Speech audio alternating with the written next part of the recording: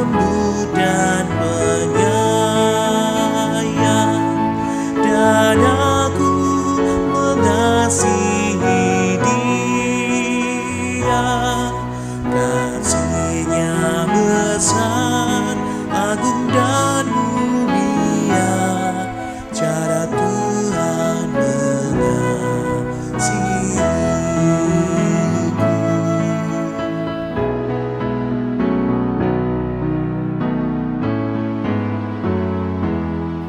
Sedalamnya laut, seluas angkasa, cara Tuhan mengasihiku.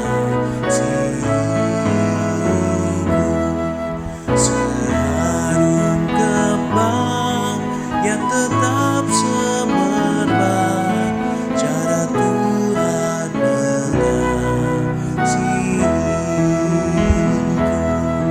Damai-Nya tetap besertaku,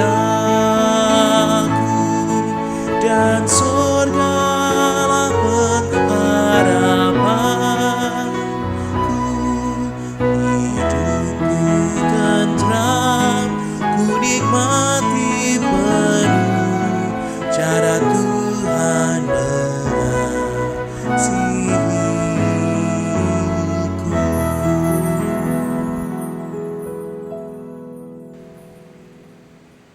Selamat pagi Bapak, Ibu, dan saudara-saudaraku yang dikasihi Tuhan. Saya berharap pagi hari ini Bapak, Ibu, dan saudara dalam keadaan sehat, penuh dengan sukacita dan kebahagiaan. Pagi hari ini sebelum kita bersama-sama melanjutkan kegiatan dan aktivitas kita, mari kita bersama-sama berdoa, mengucap syukur kepada Tuhan. Mari kita berdoa. Bapa di dalam sorga, kami mengucap syukur setelah semalam kami boleh beristirahat, dan pagi hari ini kami boleh bangun dengan kesegaran yang baru, dengan kekuatan yang baru, yang semua berasal dari kasih Tuhan. Terima kasih Tuhan, kami sungguh bersyukur atas setiap berkat dan anugerah Tuhan yang Tuhan berikan di tengah-tengah keluarga kami. Tuhan Yesus, sebelum kami memulai dengan tugas-tugas kami yang baru hari ini, kami akan memulai dengan membaca dan merenungkan firman Tuhan. Berkati Tuhan untuk firman-Nya akan kami baca dan kami dengarkan. Di dalam Tuhan Yesus Kristus, kami berdoa dan mengucap syukur. Amin. Bapak, Ibu, dan saudara-saudaraku yang dikasihi Tuhan, pagi ini saya akan membacakan firman Tuhan dari Kisah Para Rasul pasal 14, mulai ayat 5 sampai dengan ayat 15. Kisah Para Rasul pasal 14, ayat 5 sampai dengan ayat 15.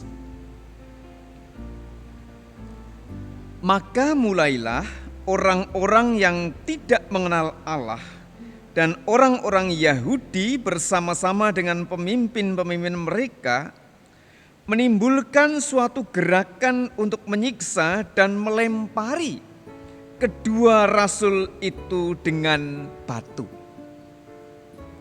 Setelah rasul-rasul itu mengetahuinya, menyingkirlah mereka ke kota-kota di Lekatonia, yaitu Listra dan Derbe dan daerah sekitarnya. Di situ mereka memberitakan Injil.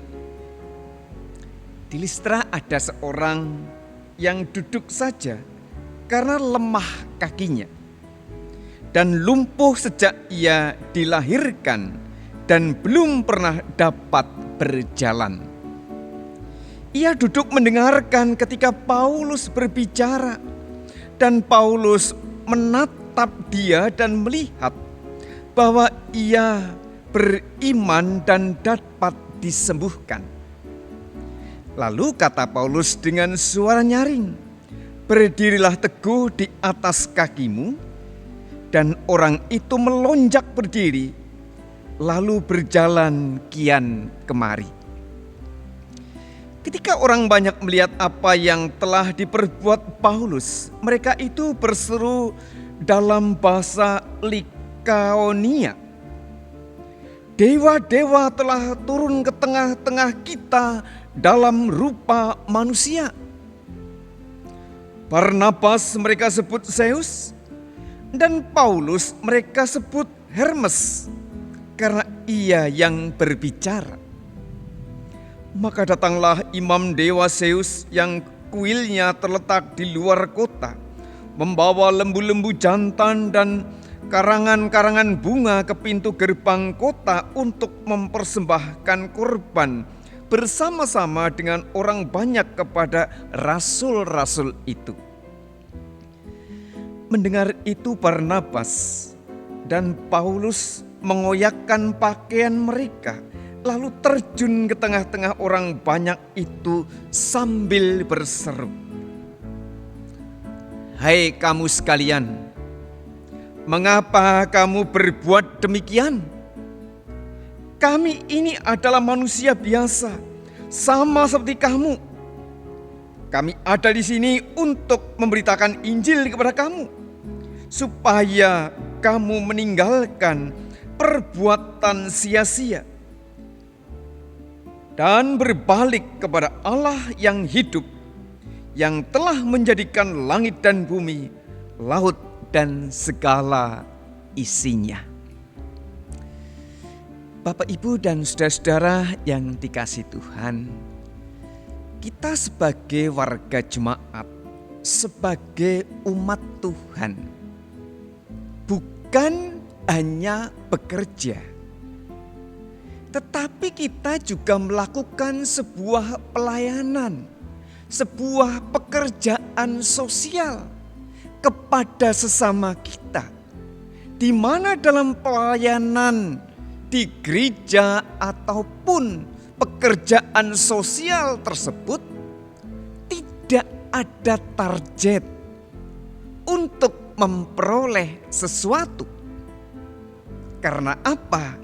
Itu adalah sebuah pelayanan. Justru sebaliknya, ketika kita melayani, mendapatkan berbagai macam resiko atau mungkin godaan-godaan yang membuat pelayanan kita menjadi tidak murni. Mungkin ada di tengah-tengah kehidupan manusia ini orang yang melayani dengan berbagai macam motivasi. Kadang ada yang mengatakan, "Saya ingin aktif dalam pelayanan untuk mengisi waktu daripada saya nganggur," dan sebagainya dan sebagainya. "Saya ingin melayani untuk mendapatkan sesuatu." Dan yang lebih berbahaya lagi, dan ini menjadi sebuah godaan bagi kita semuanya, ketika dalam pelayanan itu kita punya keinginan untuk disanjung. Bapak, Ibu, dan saudara yang kasih Tuhan, kalau anak kecil disanjung itu senang. Seseorang disanjung bisa menimbulkan sebuah semangat yang luar biasa.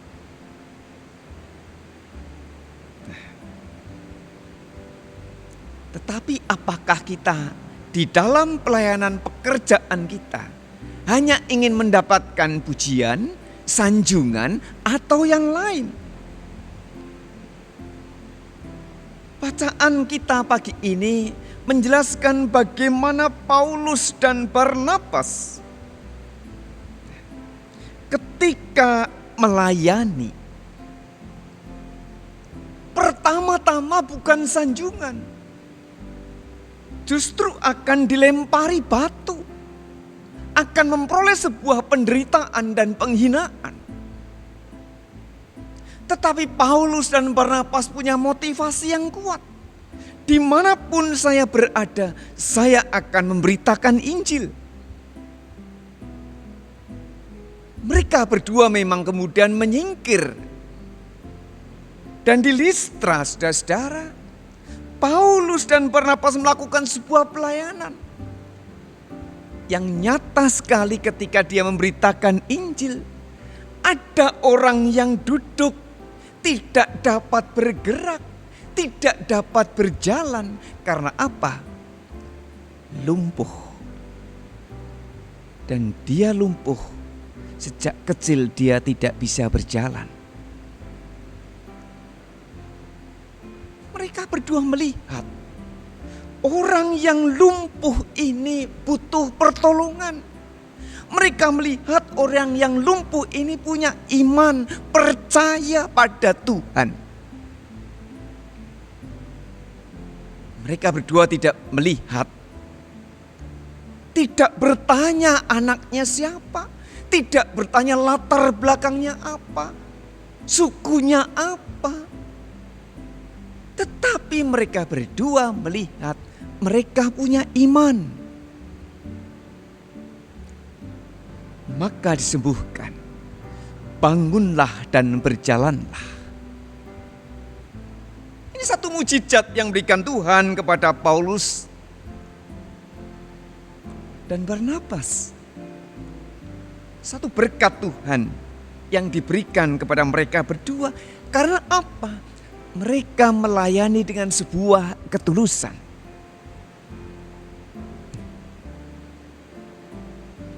Apa yang terjadi setelah mereka ada seorang yang disembuhkan? Satu bahaya memang ini akan datang kepada mereka berdua. Karena kedatangan mereka di kota itu dianggap sebagai dewa. Dewa yang menjelma jadi manusia. Maka pemimpin agama dewa di situ membawa bunga, membawa persembahan yang akan diberikan kepada siapa? Kepada Paulus dan Barnabas. Saudara, sebagai manusia, kalau tidak kuat terhadap godaan, mungkin Paulus dan Barnabas akan menerima sanjungan itu. Akan menerima apa yang mereka mau. Dianggap sebagai dewa yang menjelma jadi manusia. Tetapi Paulus tidak mau. Paulus justru marah ketika mendengar hal itu. Ayat 14-15, mendengar itu Barnabas dan Paulus mengoyakkan pakaian mereka lalu terjun ke tengah-tengah mereka sambil berseru, "Hai kamu sekalian, mengapa kamu berbuat demikian? Kami ini adalah manusia biasa, sama seperti kamu. Kami ada di sini untuk memberitakan Injil kepada kamu, supaya kamu meninggalkan perbuatan sia-sia ini dan berbalik kepada Allah yang hidup, yang telah menjadikan langit dan bumi, laut dan segala isinya."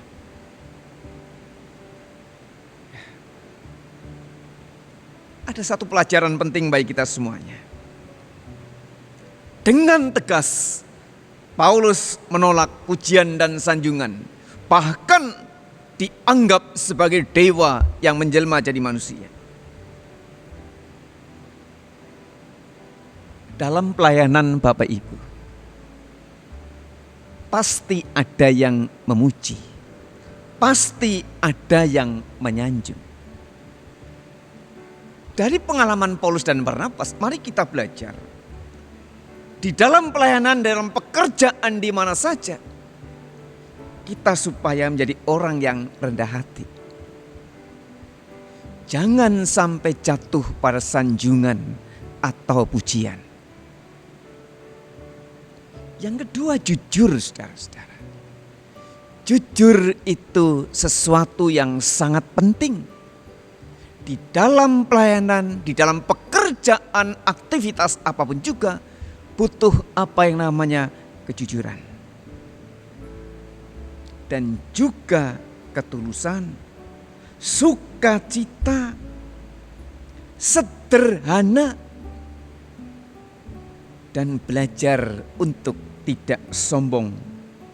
Tetapi kita belajar terus untuk mengasihi dan melihat bahwa tugas pelayanan ini adalah dari Tuhan. Dan jangan sampai kita menyombongkan diri sampai mengatakan, kalau tidak ada saya, tidak mungkin seperti ini. Ini yang tidak berkenan di hadapan Tuhan. Mungkin itu tidak terucap, tapi godaan itu akan muncul mungkin hanya dalam hati dan pikiran kita. Kalau bukan saya, pasti tidak terjadi seperti ini. Kalau tidak ada saya, tidak mungkin akan beres. Itu tanda-tanda ada sebuah kesombongan. Di tengah-tengah kehidupan ini, di tengah-tengah pelayanan kita, dimanapun kita berada, kita punya Tuhan. Yang memberi tugas dan pelayanan kita adalah Tuhan. Maka motivasi ketika kita ada di tengah-tengah gereja Tuhan, di tengah-tengah pekerjaan kita, motivasinya adalah yang penting. Tuhan yang memberi tugas ini. Maka semuanya yang akan menilai adalah Tuhan, bukan manusia. Tuhan melihat apa yang Bapak, Ibu, dan saya yang kita kerjakan dimanapun kita berada. Tuhan memberkati kita semuanya. Amin. Mari kita berdoa. Terima kasih Tuhan Yesus untuk firman Tuhan pada hari ini. Kami diajari untuk selalu punya motivasi yang benar ketika kita menjalankan tugas pekerjaan atau pelayanan apapun juga, dimanapun kami berada. Terima kasih Tuhan untuk firman Tuhan pada pagi hari ini.